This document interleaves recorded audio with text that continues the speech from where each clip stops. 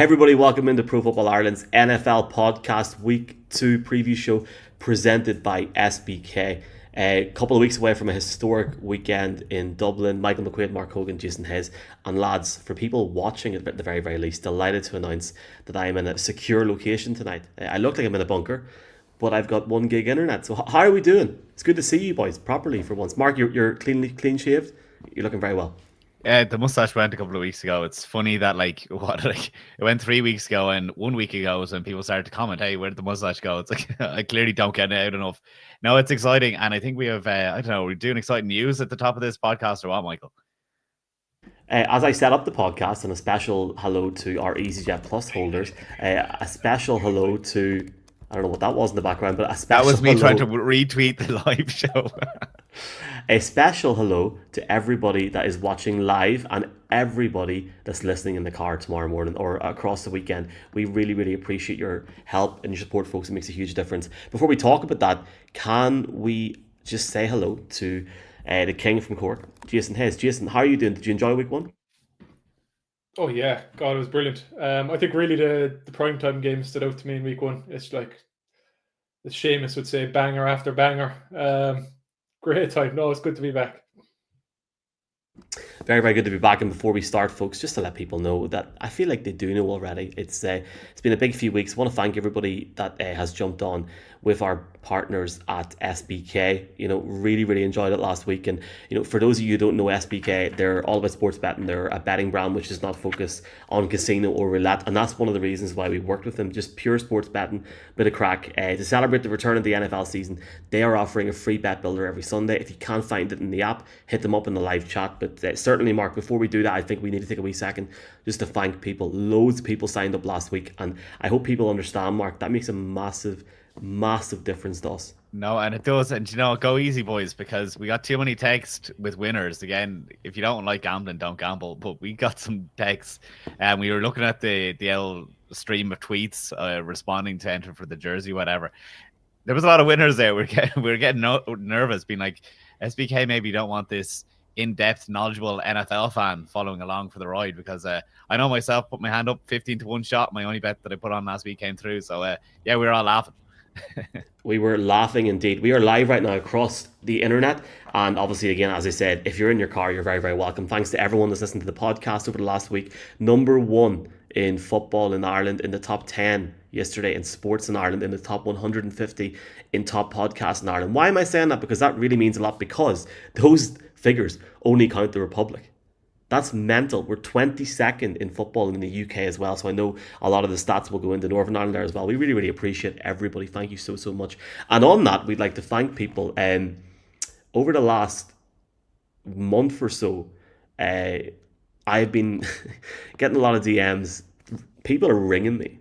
I don't even know who they are. And they're like, what's crack? Have you got tickets? What about the hill? And people are saying, lads, you need to do an event and all this sort of stuff. You need to do something the weekend of the game.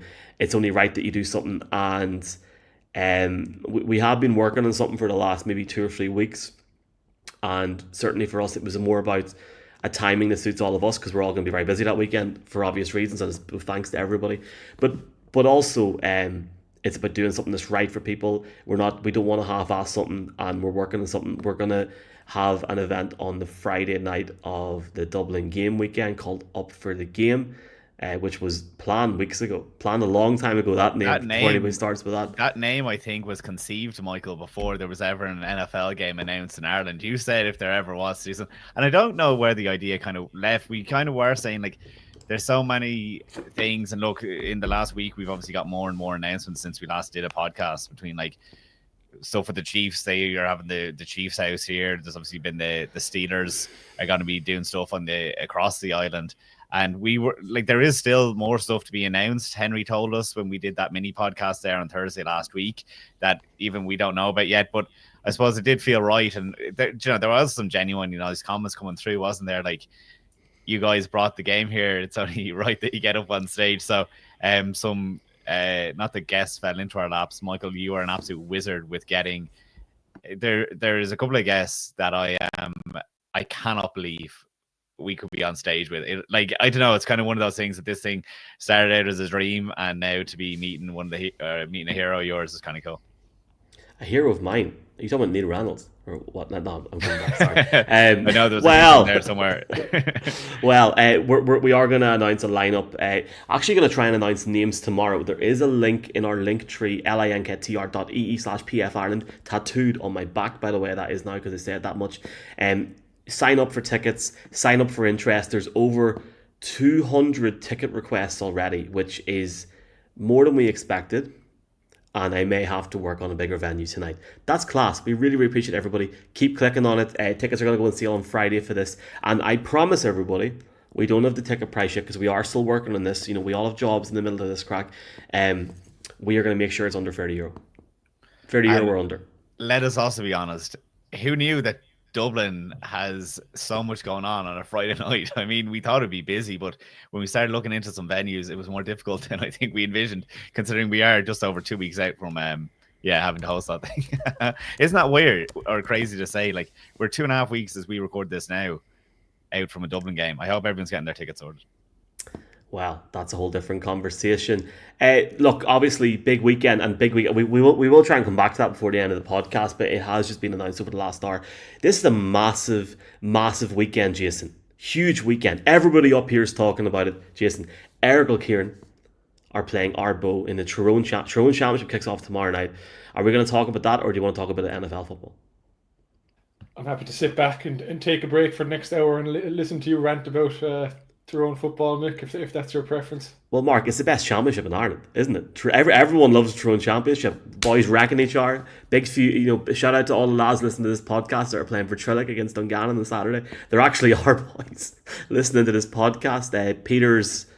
Peter Canovan's sons are playing for Errigal. Big few weeks ahead, and Mark, your life's down the toilet whenever you're saying, can I go to that, or have I got stuff to do for this game in 2 weeks? That's where we're at right now.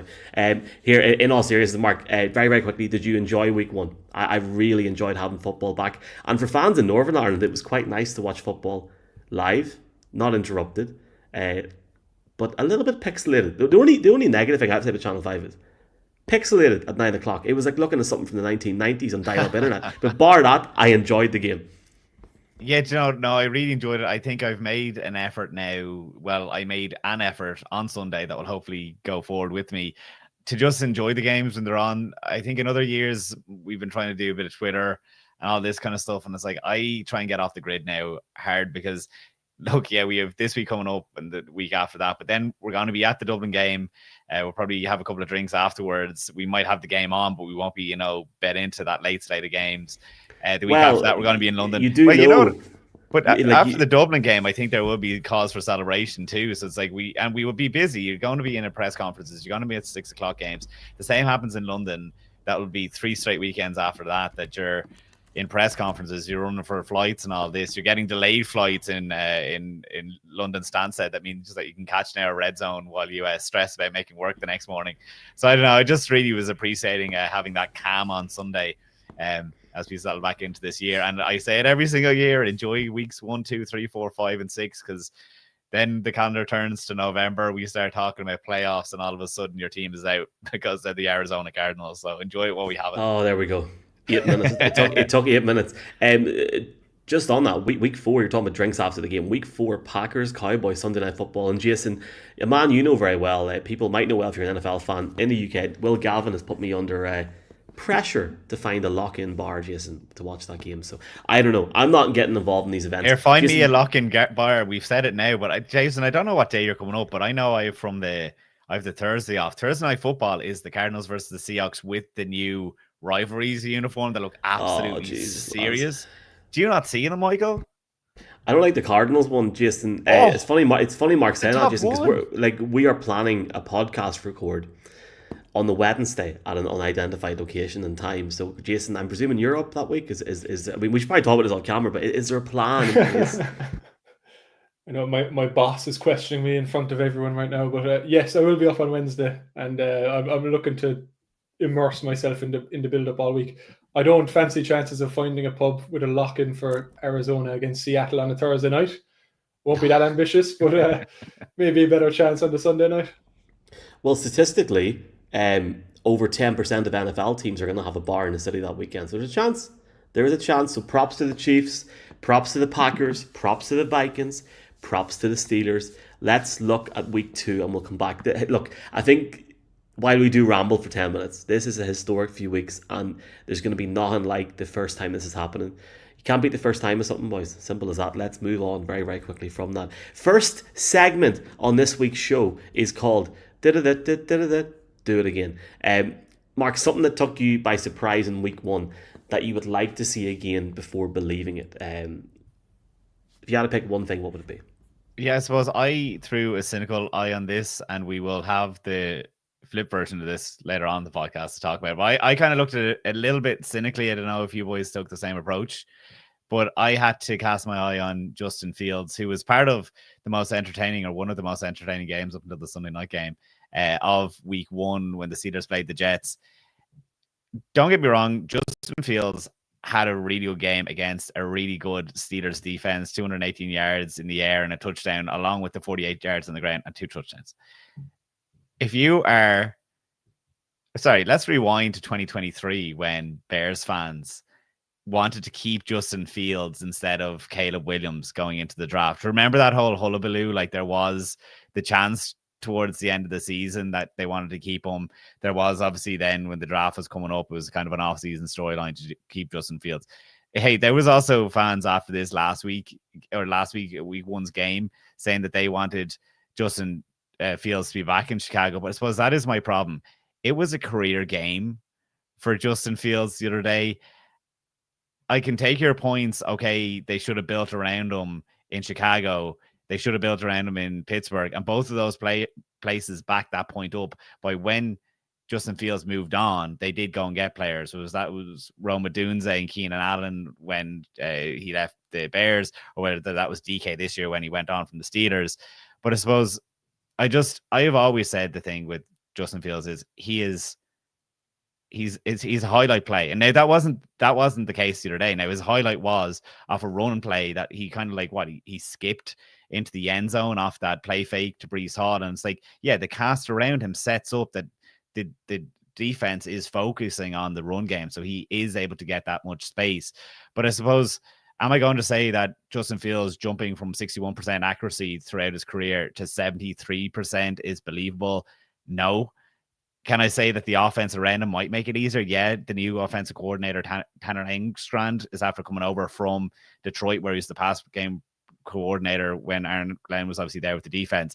So it's like, I absolutely can see the offense helping him out and that talent around him. But we have to also make sure that we're not just going onto Twitter and seeing the highlight plays, that we're not just paying attention to Red Zone, where they're always going to play his best stuff, his best highlights. It's just something that we've gotten tricked out for before. So when you're going against, I suppose, a team this week in Buffalo that saw similar with Lamar Jackson and Derrick Henry, that's the kind of defense I want you to back it up against as well. Big shout out to everybody watching live tonight, and obviously people listening back, presented by SBK 18+. Please gamble responsibly. Jason, I don't agree with Mark on one point, about Red Zone. Jason, Red Zone shows the negative plays as well at some points. It does. What's your do it again situation? It's like I was watching McAfee last week, and he took the opportunity to have a cut off Scott Hansen for only ever showing punters do bad things. It's always going to be a return touchdown if a punter pops up on screen. I kind of played it the same type of way that Mark did in terms of the type of player I went for. Quentin Johnson, wide receiver for the LA Chargers. Very solid week 1, 5 receptions, 79 yards and 2 touchdowns, which actually makes it the 4th highest yardage total in his 34-game career. And those 2 touchdowns match a career high. Could have been better as well. There was a play, ball hit his hands in the end zone, could have been 3 touchdowns, but it was a good breakup by the defensive back. You could say that Johnson could have fought harder for it if you want to be harsh. But look, Johnston's a guy, he's been plagued by drops his opening couple of seasons in his career. He's just got this label attached to him now that he's an unreliable receiver.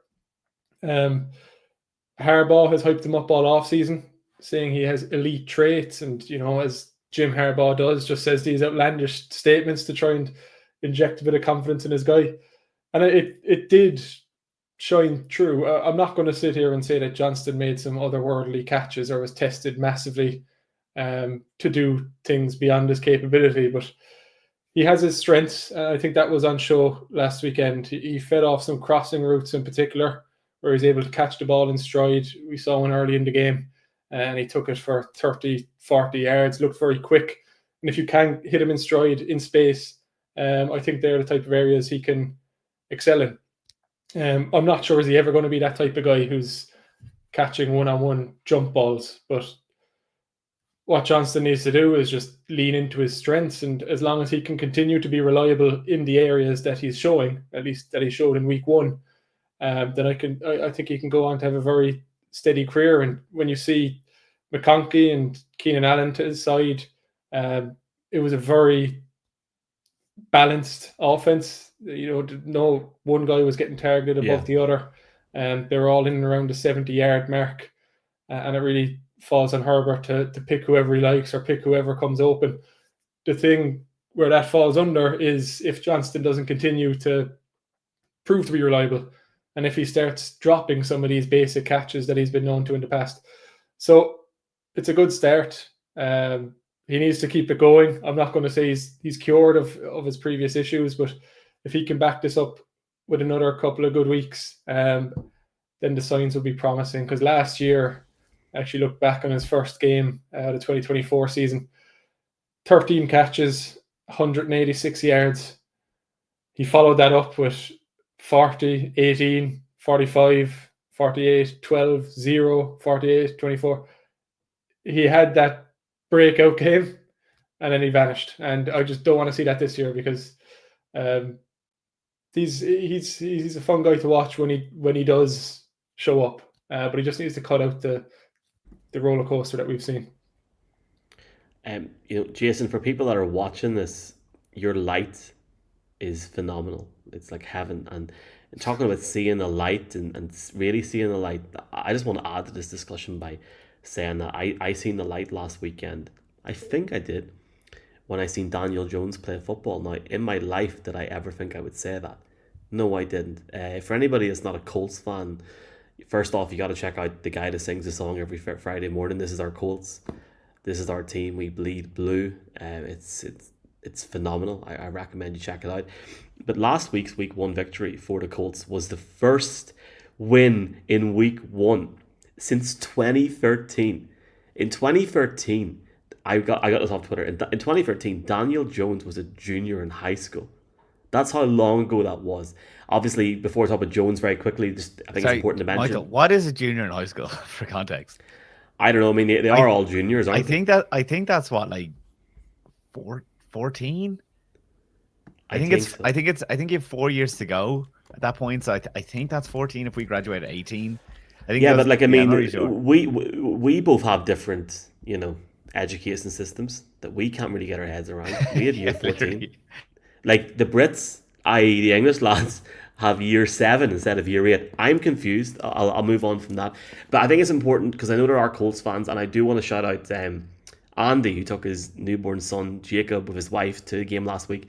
I think if I was Andy, I'd head over to every home game this season now, because they're clearly a good luck charm for Daniel Jones. And I tell you what, if you'd never watched football before and you tuned in last week to the Colts big halftime ceremony, obviously honouring the late Jim Irsay with Peyton Manning, etc., etc. Colts with Daniel Jones, 22-29, 272 passing yards, 3 touchdowns, 0 interceptions. Like, this is a man that I had a 1.5 minute conversation with. Very, very chilled out, easy to go. And he looked rejuvenated. He looked happy. He certainly didn't come across the gap whenever he was in Colts camp. And I will leave it at that. But the thing for me, when I watch a bit of tape back, and again, I guess I'm starting to agree with Mark now, you need to go back, folks, and watch the tape here, because first off, you'll see exactly how bad Miami were. But more so as well, maybe how easy Jones had it to an extent. He was pressured on just around 24% of his dropbacks last week. That is so we all know, and if you're not sure about this, folks, Daniel Jones has had a bit of pressure in the pocket at certain points of his career. Last week was the 3rd lowest pressure rate that he has ever faced, and it was only the 6th time in the 71 career games that he has played that he was pressured on less than 25% of his dropbacks. And you can see it in his performance. I mean, in terms of his average, when you look at accuracy, he was actually below average in terms of depth in similar regards to Michael Penix Jr., CJ Stroud. And if you want to know who's way up on top of that, Josh Allen, Justin Herbert, Lamar Jackson, Jaden Daniels, the guys that get stuff done. I think the big thing for me, though, from watching it back was how he actually excelled on passes that were thrown sort of outside the range, outside the numbers. 10 of 13 for 160 yards and a touchdown. And he was in the top 5 overall in EPA per play last week in regards to dropbacks, as I'm dropping back right now for no reason whatsoever, and quarterback design runs. He was top 5. Guys below him included Josh Allen and Justin Fields, who in my opinion, Justin had a great game last week. Look, the reason I've put him in here in terms of the do it again segment, I need to see exactly what's going to happen. And I am going to talk at length about the Broncos offense in a little bit. Colts play the Broncos this week. I'm really interested to see exactly. We know how good this Broncos defense is. We've seen it on top last week on the field. Do check it out, folks, if you haven't seen the highlights of that Titans game. If you're going to sign up for the Zone, thezone.com/PFI. It makes a massive difference to us. Check out their defense. Their defense is absolutely legit with a guy in charge called Vance Joseph. They're looking hot. If there's ever going to be a defense that gets at this guy on the weekend, it's going to be the Broncos. If he can turn it on against the Broncos, and I'm not saying have similar stats, but get the job done, it's going to be really interesting to see, man. Really, really interesting. See, if he looks half the guy that he did on the weekend against the Broncos are probably the best defense in the NFL. Of course, they're going to have to play the likes of the Texans, who we'll talk about a bit later on too. It's like through the year, they have to meet the Rams as well. They actually do face the top defenses. So it's like, now I'm not getting carried away off the back of week 1, but he will have enough tests this year that if, they're standing around at the end of November and they're in playoff contention, you can actually be extremely happy with Daniel Jones. I think I'm kind of on the lookout this year for who is this year's New Orleans Saints going to be, because I just have this memory of the Saints last year breaking out and looking like they have an offense that will smash every NFL record over the first couple of weeks, and then we saw how their season turned. So I'm trying to look for pretenders. So Daniel Jones is on my radar, but would love to see if he can back it up and rejuvenate his career. Talking about the Saints, Charlie Smith, Mark had the chance to talk to Charlie this week because Charlie has signed up to be a Pop-Tarts ambassador for the NFL Dublin game. Good podcast. I'm name dropped 4 times in it. Please do check it out. It's good fun. Thanks very much to Charlie for doing it. And thanks to Pop-Tarts and the group behind that for setting that up if you are listening. Let's look into Eagles Chiefs before we end this part of the podcast. Look, lads, I'll start with you, Mark. We both know how the Chiefs go on week 1. Obviously, late few nights last week with everything going on. Chiefs playing on YouTube against the Chargers in week 1, and as well, obviously, Eagles had a day extra rest going up against the Cowboys, winning that game 24-20. I believe it's sad, I know that off by heart, in week 1. I think it's fair to say, Mark, that the Super Bowl rematch is one thing, but this is a pressurizing situation for Kansas City, who it would be impossible to see Kansas City or even think of them go 0-2. I believe that you're going to talk about the defense. No, you're not. I'm going to talk about the defense. Welcome to week 2. No, but you know what, though? Like, it is kind of crazy that this isn't the Sunday night game. It feels like an absolute layup, doesn't it? But instead, we're going to be getting the Falcons versus the Vikings. I feel like that's the schedule makers really saying, okay, we're going to be sick of one or other, or maybe both of these teams come a certain point because they're going to be in so many primetime games. So yeah, look, it's not often you get a Super Bowl matchup. And what time actually is this game? I'll check really fast. A Super Bowl. I feel like it's a CBS game. 9:25. It's the 9:25 game, which is kind of, I don't know. I don't know, Jim. Oh. But this is the thing. So it's like, look, the reason that they really won the Super Bowl was the defense. The Eagles' defense was absolutely wild. But there's matchups all over. Like, there's revenge games all over this field that you'd expect to happen. But like, looking at the offense for the Eagles, in a nutshell, I think that the Chiefs' defense backs are too weak, and Jalen Hurts to be able to spread the ball around, because we just saw that happen for Justin Herbert for the Chiefs, against the Chiefs the other day. So it's like, if you were offered to take Keenan Allen, Lad McConkey, or Quentin Johnson, I like them all, but you're definitely taking AJ Brown, Devontae Smith, and Jahan Dotson. To take less of a surface level approach to that, something that was really good about Jalen Hurts in week 1 was his scrambling kind of just came up a level. And when he decided to go, he went. Like, he was really decisive. But that's not to say that he didn't go through his reads before doing that. Like, he really knows the offense, and maybe that's a negative, because what he looked extremely decisive, and that's going to really frustrate any defensive coordinator that's going to be going against him. They were simple concepts that the Eagles were playing with the other day. It looked like something that we'd seen last year. It was the first game. Obviously, we've seen Kellen Moore now went on to play for the Saints, to be the coach for the Saints. So he had a new first-time offensive coordinator there for the Eagles. And I'm like, maybe he gave himself kind of some layups, Kevin Patullo, just to get going almost.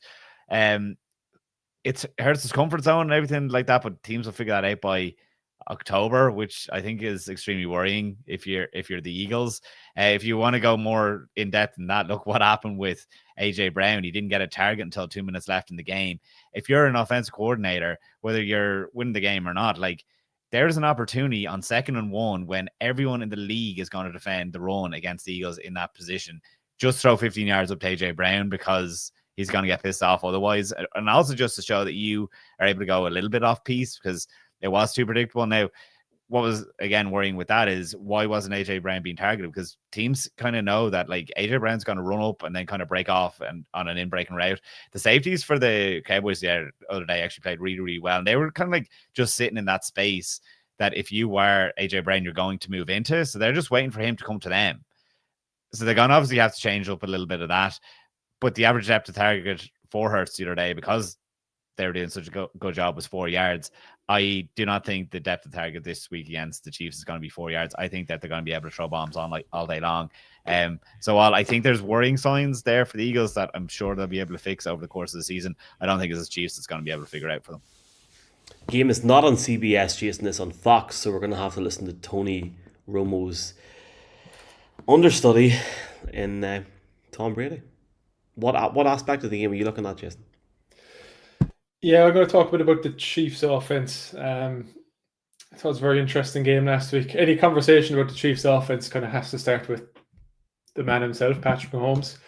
And when I was looking up his statistics from last week, I came across this headline online. Herbert outduels Mahomes to help the Chargers beat the Chiefs 27-21 in Brazil.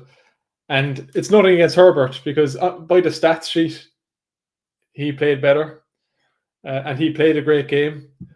But I think to say he outdueled Patrick Mahomes is wildly misleading if you actually sat down and watched the game.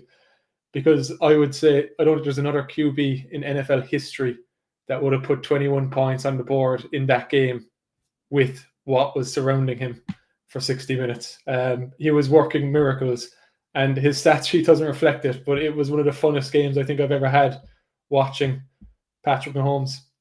And I saw a tweet online. I think it summed it up quite well, what it's like watching Mahomes. It's like watching Jameis Winston, but everything he does actually works. And I think that kind of sums it up. Whether it's that shuffle pass to Smith-Schuster, there was a snap that went to his feet and he picked it up and he almost threw it without even picking it up and got it out to Hollywood Brown. That went for 0 yards. Doesn't show up much on the stat sheet, but it was just a play that nobody else can do. Anyone else is diving on the ball to take a sack. Or else if you want to go right to the end of the game where they were trying to make that comeback, he's got Khalil Mack rushing at him completely freely. He scrambles away and somehow across his body heaves the ball 50 plus yards to Marquise Brown. It was just some incredible plays. It's only scratching the surface. Almost every play he was running around. The O-line was quite sloppy. A lot of free rushers getting through on him. A lot of penalties, kind of slowing momentum on drives. So it was very much a lot of snap the ball back to Mahomes and let him run around until something happens. Wide receivers weren't giving him much. You know, Rashee Rice, he's out for the first couple of weeks and clearly a big loss, because I think common knowledge now how much he might mean to this Chiefs offense when he comes back. Xavier Worthy went down, so it really was left with Hollywood in terms of his main target. And I was actually surprised to look at the stats sheet afterwards and see that Marquise Brown had 10 catches for 99 yards, because they didn't feel quite in sync as the game was going on. Quite a lot of targets, whether it was an out route or a hook, where they were just a few yards off and the ball would end up in the dirt because they're not quite on the same page. They haven't had a lot of time on the field together, so that could still improve as time goes. But I think it just clearly depicted an issue that the likes of Thornton was his main deep threat. We saw him miss a couple of deep balls to him. He did hit one, but again, the connection wasn't quite there.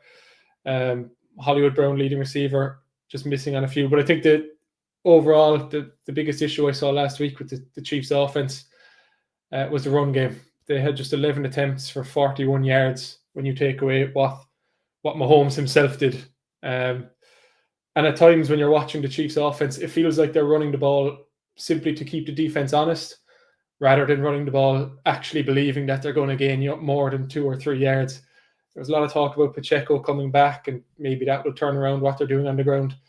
I just don't see it right now. It just feels like every rushing attempt is some form of inside zone from the shotgun that just ends up in a pile of bodies for a 1 or 2 yard gain.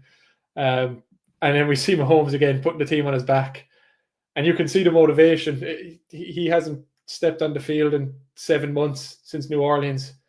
And you could tell he wanted to be out there, because I've never seen him rush with such aggression. Every time he was lowering his shoulder, trying to take a defender on, and he went for 60 plus yards and a touchdown as a result. It really was phenomenal. That said, they have the Eagles this week. They managed to keep it close with Los Angeles, but I think we're going to be looking at a repeat of the Super Bowl if they show up like they did again last week, because it's not easy to work miracles against that Eagles defense. And if Mahomes is under duress as much, if his receivers don't show up as much, and crucially, most importantly, if they can't get some form of running game going that isn't Mahomes running around himself for his life, then I think they have a very tough matchup against the Eagles. And going by what Mark said, on the other side of the ball, I don't think we're shouting about the chances of KC too much this weekend. I have to be honest with you here. Like, after the notes I prepared for this segment, that was so good that I feel bad. You think the Chiefs are going to win? You didn't even know what unit you were talking about, Mick. Jesus Christ, punts, euros, or sterling. Anyway, like, I was going to look at the Chiefs' defense. It's funny because if you actually watch it, there's a few things that obviously did not go well at all, but a few things that are not too bad. So I want to try and bring Chiefs fans up while it's in my head right now, just to remind people. Mark mentioned that at the start. There's a Chiefs bar in Dublin on the Saturday. They're going to have a watch party on the Sunday evening for their game. If you're a Chiefs fan, check it out. And apparently, I don't want to, apparently they want to play in Dublin at some point in the future. Hopefully that has been said correctly.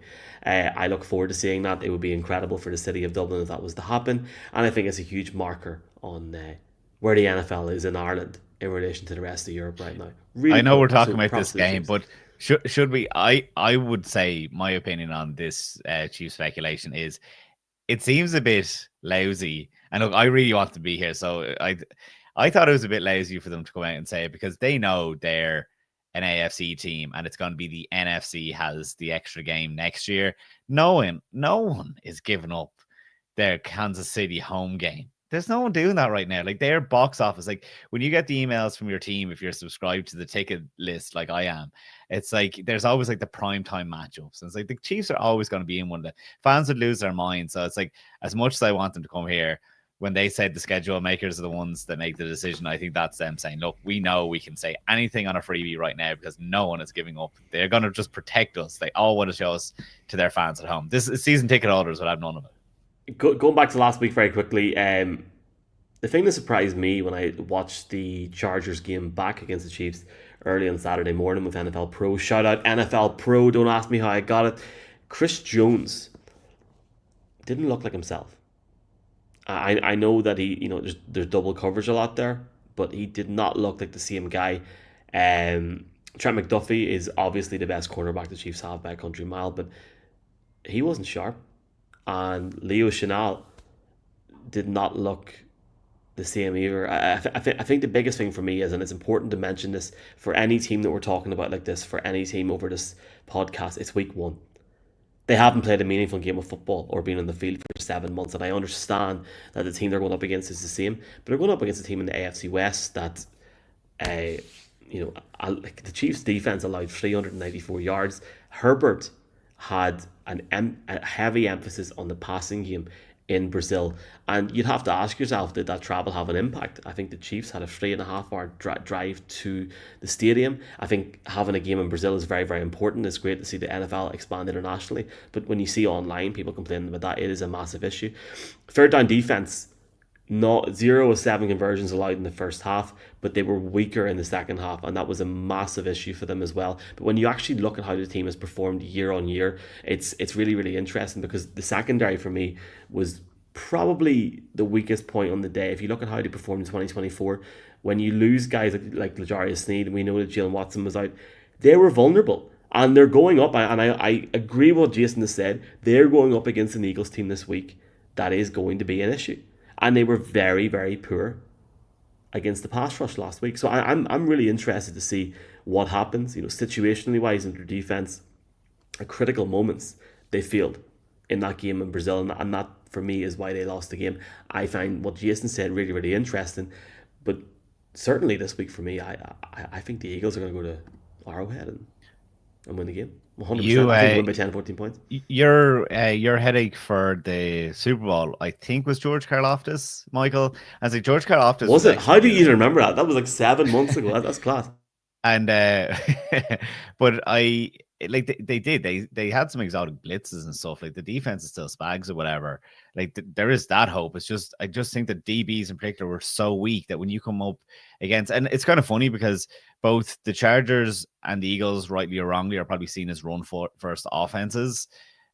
I like the Chargers didn't seem to be that last year. It's just because Greg Roman calls it that people say that. But like when it comes against, I'm going to say these extremely good pass offenses, even if they're not seen as that first and foremost, that's where the Chiefs are going to get picked off. And it's like, how many teams? I suppose it helps when you play the Detroit Lions to be able, well, to defend the run. But when it's against these pass heavy teams, I just think people are going to tee off in their DBs. We will be right back on the PFI NFL podcast presented by SBK.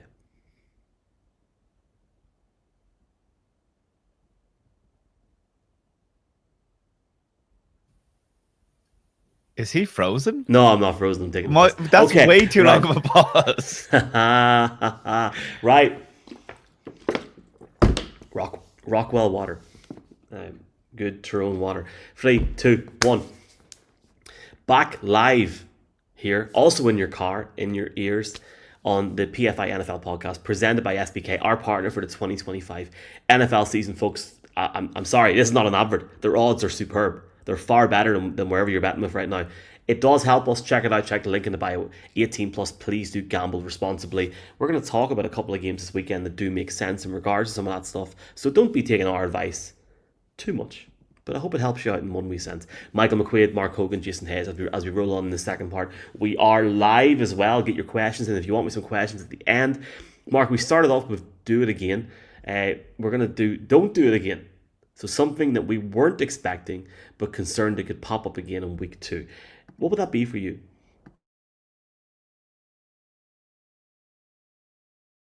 Sorry, I see I'm muted. I see this, and again, a little bit cynical and a little bit sad from where I come when I see the Carolina Panthers, all the hope that had been built up through the end of last season and into the offseason that Bryce Young is the first overall pick that he was supposed to be, and to go out and stink in the way that he did. Oh, like it's actually brutal because you're thinking, the NFL always churns over those lower teams. Like those teams, that pick first overall within a 3-year window will hopefully be able to make the playoffs again. When you see Bryce Young the other day, 18 to 35, 154 yards, a garbage time touchdown. I mean, he was completely out of his depth. Whatever about the first interception not being his fault, the second one most certainly was. And the most egregious thing that he did in the day is it's 4th and 1, and he throws the ball out the back of the end zone. It's like, Bryce, you have to. He still doesn't get the game at times. Like he's just looking a bit shaky. So you have to feel like if you're a Chargers fan, I mean, the world is crumbling around you. You have to be happy that he has a wide receiver and Ted McMillan around him.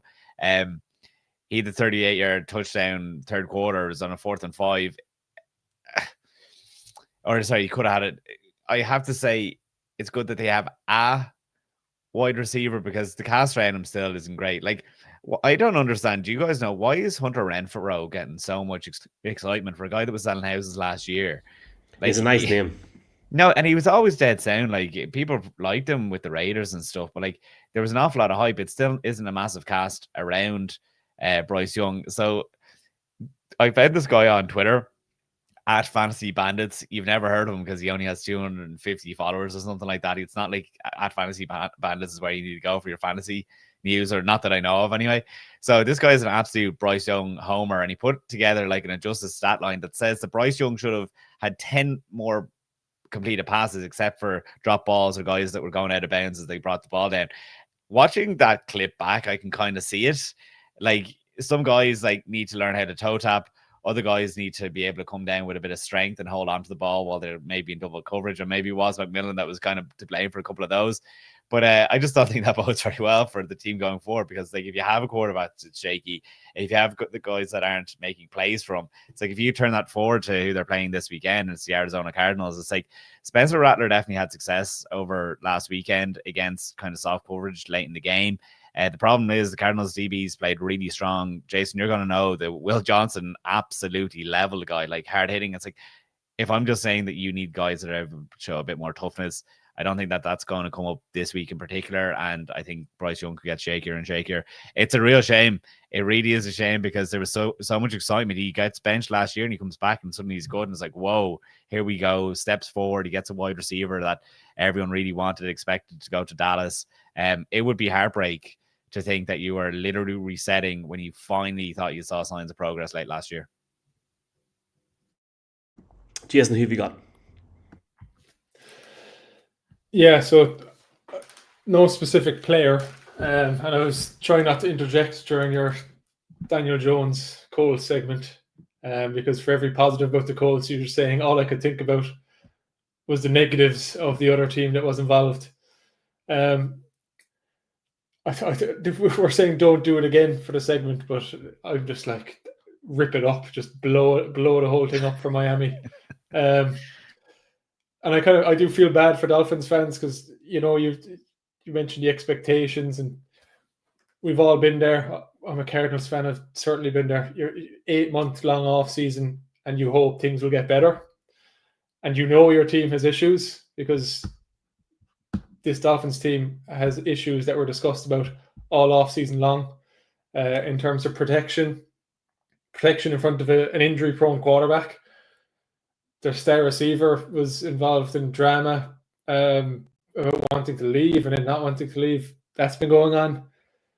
Their secondary, if you want to read through the names in the secondary, it looks like an XFL lineup.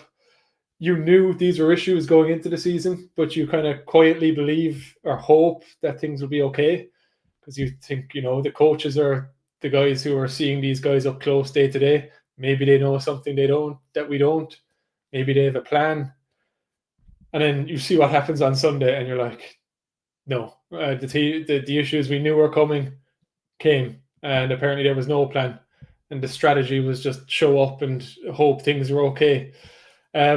Top to bottom, you could look at every position unit, but overall the team just lacked any sort of physicality, urgency, effort, all the cliches, but it was apparent. Full of mental errors.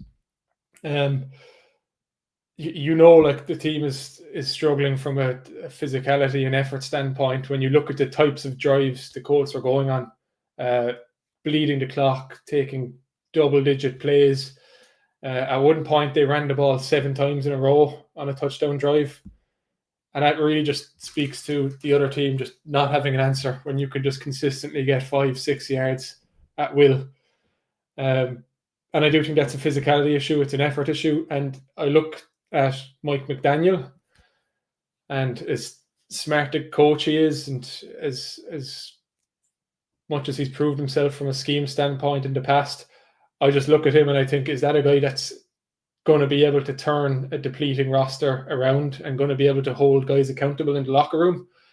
Will people look at him with fear? Do you think he'll last the season? I'm like just so ready to blow it up. Is there a point in changing a coach when the roster is the way it is and they have the problems? I don't think anything's going to fix it. So will they leave him see it out? I don't know. But right now, I think it's looking that way. I think Chris Greer, it's his 10th season as GM for the Dolphins, and I don't know how he's lasted that long either, because some of the roster decisions they've made have been very poor. So from coaching standpoint, from a roster construction standpoint, I just do not like the Dolphins at all right now. I'd say don't do it again. I don't see that happening. I don't see any light at the end of this tunnel. And it's a shame. And I hope I've captured the frustration of Dolphins fans even a small bit. I'm sure they'll add a lot. And we have a few Dolphins fans who tune in. So if you have any comments, use this as a safe zone to just rant and vent about this team, because that was a disgrace. It was really, really, really bad. I mean, like, I'm interested to sort of see exactly. Do you know what, though? It's like everyone presumed the Browns or the Saints were getting, well, if Arch Manning were to come out of college, but it's like, surely Miami is the home run pick for the first overall pick. And this is what happens every year. It's like we go into the season presuming it's going to be one of two teams, but often another team comes along. It's like on the show last week, I said that, I suppose I actually take your point, Jason. Why would you fire a coach when there's nothing to be done with the team? I completely get that and actually kind of ignored that last week. But it's like Miami just stinks so hard right now. I don't know how they were. Their over-under was kind of high as well. I think their over-under going into the year is like 7 or 8.5. Like, that's outrageous. I think it's the offense in particular. We kind of looked at the defense and we knew they had issues. They've like lost all their cornerbacks over the last couple of months. But maybe there was still hope that they have Tua. They've got the receiving core. They've got Mike McDaniel. We saw the numbers they've put up in the past. There was hope that they'd show up, but some of the mistakes they were making. It really is Mike McDaniel. When he went to Miami, they were in just as poor condition. It's just he got really good stuff out of all the players that were there. So it's like we always have this kind of a recency bias. It's like, oh, they did it once, they're going to keep on doing it. But it's like it's just like the juice is gone. It's something I said last week. He will continue to be a hot commodity wherever he ends up as an offense coordinator next year. It's just this year it's not going to work for him. There's no turning that. It's just the vibes are completely wrong. There's still 17 weeks to go, gents. We will see. If there's one play that I think just epitomizes that point on McDaniel, because we know he's a good scheme guy and he's proven it in the past. Tua's first interception was one of his first dropbacks of the game. And they did the exact same thing that cut defenses apart in 2023 with Tyreek Hill going on that post route and Tua hit the back of his drop back, throwing it straight away. Except this time he sailed the throw and there was defenders everywhere anyway. And it just gave me the feeling of, okay, this was stuff that was working in 2023, but now you're just doing the same thing and you're still doing the same thing and you've got the same players and the roster's getting worse. I don't know. Time will tell what happens. Time will tell. It's gonna be really interesting. I'll just jump on quickly in terms of my don't do it again. Broncos offense is up there for me. I had the chance. Look, the Lions-Packers game ended that early on week 1 that I was like, all right, I'll watch like the mid-third and full fourth quarter of this Broncos game properly. And obviously close enough to the team, fan of the team. People might not still believe that, but I am.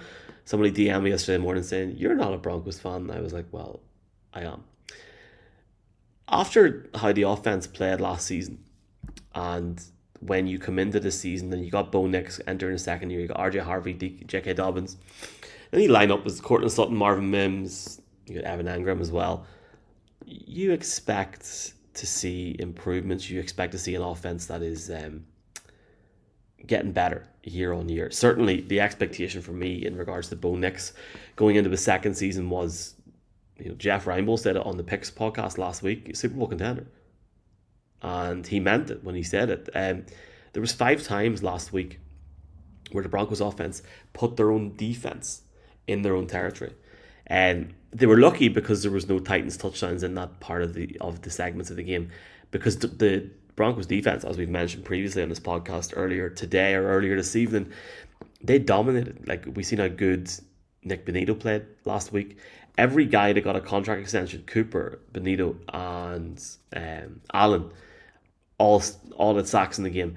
And we know how good Pat Surtain was. If you watch the All-22 back, how Pat Surtain contained that Titans team, especially defensively, was class. Cam Ward really didn't have much to go on towards the end when he was chasing that 8-point sort of spread to get back into the game towards the end. But we're looking at a Broncos offense where Bo Nix in the first half against the Titans last week flew the ball 22 times, ran it 9 times, and while Sean Payton explained that this was based off RPO play, well, we need to see it improve because the Broncos had 150 rushing yards, but yet they only had 20 points on the day. The Broncos offense did not look good at all. And you sort of imagine to yourself how this Broncos offense would look if they didn't have 3 turnovers from the quarterback. There was a really weird decision at the end of the first half where they decided to kick in play after a touchdown, and then they had 2 turnovers and downs and a muff punt as well. Shaky start to the season for the offense, certainly, and they definitely had their get out of jail free card last week. You know, I said at the start of the podcast about how Andrew Luck, about how Daniel Jones is, you know, obviously going to face him this week. We've seen he can score points. We know how good the defense is. Certainly, this Broncos offense needs to get better and should have got 25 to 35 points in week 1 against the Titans. Anybody disagree with me there? No, brilliant performance. And I just threw up a comment from Gary there saying the Broncos could finish bottom of the division, could be the toughest division in football. Yeah, that was a shocker. I don't think it was just Jeff that was saying Super Bowl contender. Look, I think that they chalk it up to being week 1 more so applies to the Broncos than possibly anyone else, because they absolutely stank. I think, if I was in a survival pool, I would have put the Broncos down as having to win that. They were definitely in our own picks league. You have to rank how high you think a team. They were definitely my 16-pointer. They made tough work out of that. Bo Nix went absolutely backward. But look, you do have RJ Harvey looked really good in a couple of runs there as well. So yeah, I'm going to chalk that one down to week 1. But I think out of each of our points of don't want to see that again, I think that's the most important one, because we're saying don't do it again for Bryce Young and don't do it again for the Miami Dolphins. They don't really factor in to the playoff race, we don't think. But like the Denver Broncos, if they're not competing this year, I mean, that's a whole other story for the NFL that people didn't see coming. Buccaneers, Texans this weekend in the NFL. I want to give a shout out to one of my mates, Ryan from Tyrone, who's going over to that game. Big Bucks fan. Probably the biggest Bucks fan in his village. So I will give him that. Nice. Jason, I'll give Jason the mic first here after Mark left some really interesting comments there. What's your thoughts on this game? What are you focusing on? Yeah, so we're going to chat a bit about the Texans defense in this one. And I don't think there's too much to chat about, to be honest. But, we see you're talking about the Broncos being a bit of a letdown on offense this year after a strong showing last year and a lot of talk all off season. Not the case for the Texans defense, who were strong last year. And I think they've just carried that seamlessly into this season as well. And they did everything right in terms of giving the Texans a chance to win the game. And it ultimately kind of fell on the offense for not getting that done. So I am interested to hear about the offense. I think, Mark, you're going to talk about that. But look, they managed to keep the Rams' run game in check, just 2.9 yards per carry last week. We know how strong that defensive line is. And the Buccaneers in week 1 had just 2.5 yards per carry in the rushing game. So don't be surprised if that run game is shut down again this time round by the Texans defense. We also saw Hunter Anderson lead the pressure, and they did manage to get to Stafford a few times. Unfortunately, Stafford is great at dealing with pressure, and he still managed to put up a respectable game and ultimately did enough to get the win. Big part of that was targeting Puka Nacua. He went for 130, and Adams at about 50 on top of that. But overall, I think the Texans coped very well with an above-average Rams offense. And I'd be feeling good from a defensive perspective if I am the Texans. The only thing, if anything, I could say about the matchup against the Buccaneers is we know Stafford can handle pressure and he still manages to find a way to get the ball to his guys. I think Baker Mayfield is kind of cut from the same cloth, and wouldn't be surprised if, posing a similar threat to Stafford, if he can make some of those big plays to Mike Evans or Emeka Egbuka, who we saw break out last week. This Texans secondary is elite. It could be the best secondary in the entire league. So they'll be looking to prove that this week. They don't want to have 100-yard receivers against them become a regular occurrence. So if the Texans can stop the Bucs run game, and the secondary shows up in terms of stopping Evans and Egbuka, then I think it could be a tough day for the Bucs offense, to be honest. But I think it's probably more interesting battle on the other side of the ball. Mark, are you talking about the Houston offense? I'm actually talking about the Houston offense. Yeah, no, because I can jump in, because Jason, it's like you've told the story from the correct point of view in terms of what I need to say, because I completely agree. When it comes to the Tampa Bay Buccaneers offense, like, for me, it seems to be that they live and die on Baker Mayfield's passion always. Like, it's a bit like me, lastminute.com, but then you get the job done. I think, like, when we're watching, it's like I can see a play last year where, like, down the stretch, like, he tosses up to Mike Evans, and in a 2-minute drill, they always seem to get the job done. But up until that, it's like they had a 36.4% success rate. So it's like they weren't positively moving the ball enough throughout the game. When you look at the first half, 3 and out, a 16 play, 61 yards for a field goal, then 5 plays for the touchdown, and then 3 and out again. Like, they weren't making it get done at all. Like you said, Jason, like, there is positives with Egbuka. Like, the second touchdown that was thrown to him, when you're watching the play, it's like Baker Mayfield displays traits that any other team that doesn't have a competent quarterback wants to see. When he just hangs in the pocket, the camera actually cuts away, so I don't know if he actually takes a hit, but it's that collapsing pocket around him. He does not flinch, and he gets that ball off. So they're going wild, because, like, oh, this, like, first round pick, when you had riches already with Mike Evans, McMillan, and Godwin, the latter of those two are obviously out at the moment with injury. Everyone's losing their minds, being, oh, class, after getting the receiver. But it's like, again, it's the Baker Mayfield, when he has to get it done, he shows his grit and his toughness. But the Falcons did a good job last week, don't get me wrong, but, like, they're going against a ferocious Houston defense now, that it's like, I don't think that this whole, like, playing with pride and all gets it done. And don't get me wrong, like, we've seen that that's worked for Tampa Bay over the years, but I think when they run into teams like this, that's where they get caught out, because, like Jason's saying there, it's like your DBs are fantastic. All you have to do is defend against the run. It's like I just think they're struggling massively in this game, and this game obviously is setting up two teams that are favored to win their division. So it's kind of funny that it kind of floats under the radar. It is a massive matchup. It's a really, really big matchup, and I'm going to look at the Texans offense very quickly before we get our headache picks this week. We obviously seen what happened in week 1 whenever they went up against the Rams, and in the manner in which they lost that game 14-9. And suddenly a lot of people in Houston, a lot of people in Texas, a lot of Texans fans starting to panic a little bit after the first week. I'm not too concerned. There's obviously a lot of frustration out there. You start to question different aspects of the offense, penalties, whether they have the problems carrying on from last year into this year. The offense had its struggles in the same way as we said a minute ago with the Broncos offense having a struggle. I mean, we have to look at the context. We have to look at the perspective of this whole situation. The Texans were up against a pretty complete team in terms of position wise. In the Rams, I understand they've had their issues with the fitness of Matthew Stafford, but as a game where, if you love in and out football, it was tough. It was rough. I really, really enjoyed it. I would look at the Rams in that window for a Super Bowl if they can make a run, and I think that's a fair enough point to say. Despite the challenges that the Texans had last week in terms of the offense, they still were in the red zone with 2 minutes to go, and they had a chance to win the game. And I think that still speaks a lot for it, even though they struggled and only put 9 points up on the board. They still had a chance to win that game. They didn't win the game, but certainly I'm not at panic stations yet. The Rams weren't great either last week. If you look at how the offense scored a touchdown, i.e. the Rams, in terms of how they done it, was 4th and goal. There was many situations last week where, and Jason has mentioned about the defense, many situations last week where the Texans got it right. Certainly on the offense, you want to see it get better. Last week, CJ Stroud was pressured 41.2% of the time on his dropbacks.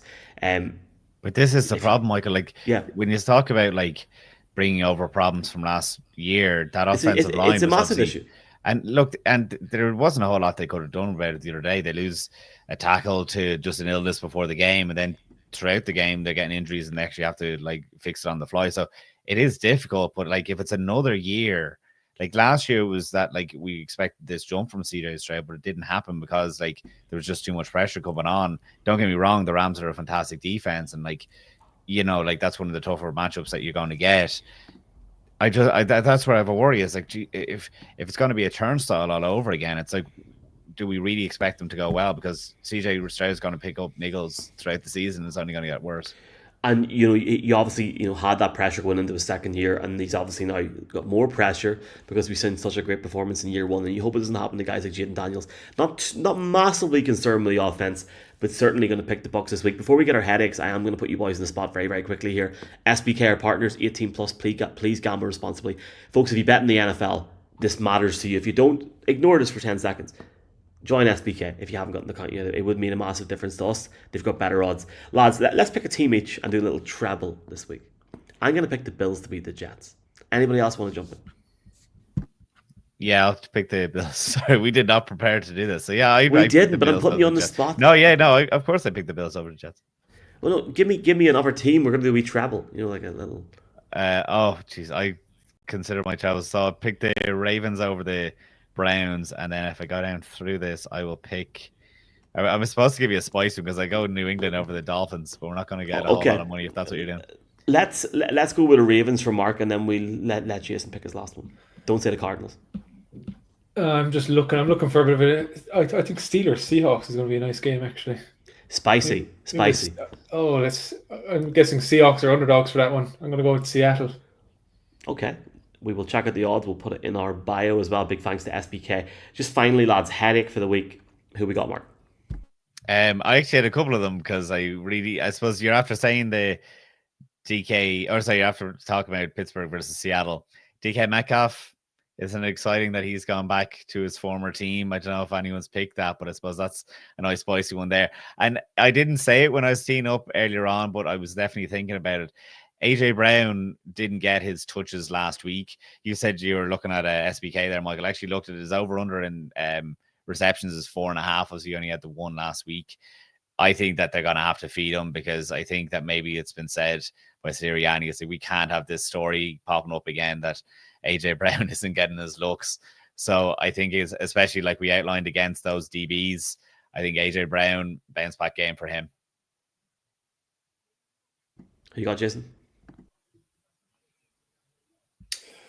Breece Hall for the Jets. He's looked great against the Steelers. The Jets offense in general looked very good against the Steelers.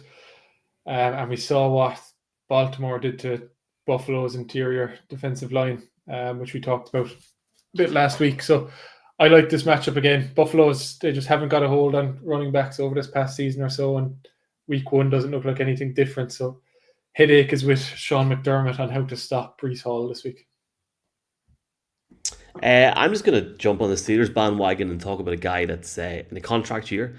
We all know, or if you aren't aware of this, the Steelers, once the season starts, Steelers don't renegotiate during that time period. That's it until the very end of the year. Calvin Austin had a touchdown last week. I expect him to have a good game against the Seahawks. Mark me down, gents. Mark me down. Have we got time for some questions people sent in? Like one minute.